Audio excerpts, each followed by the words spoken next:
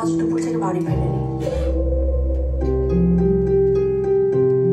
যুক্তরাষ্ট্র ও কানাডার বিভিন্ন প্রেক্ষাগৃহে একযোগে মুক্তি পাচ্ছে চলচ্চিত্র ডিয়ার মা।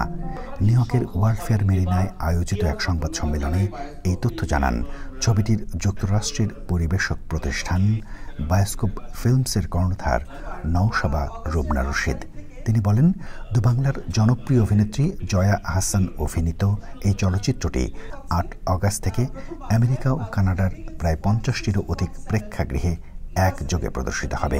অগাস্টের ৮ তারিখ থেকে প্রায় ৫০টা শহরে রিলিজ পাচ্ছে প্রথম মাত্রায়, I think it's 46 to 47 USA তে। So New York, New Jersey, Connecticut, Boston, Chicago, Dallas, Houston, Austin, San Francisco, LA, মানে সমস্ত মেজর সিটিতে।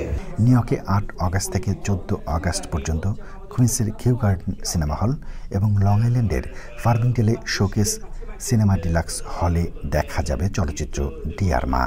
সংবাদ সম্মেলনে উপস্থিত ছিলেন চলচ্চিত্রটির পরিচালক অনিরুদ্ধ রায় চৌধুরী এবং প্রযোজক ইন্দ্রাণী মুখার্জি।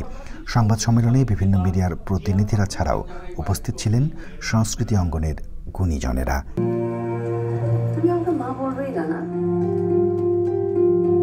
ঠিকানা নিউজ, নিউ ইয়র্ক।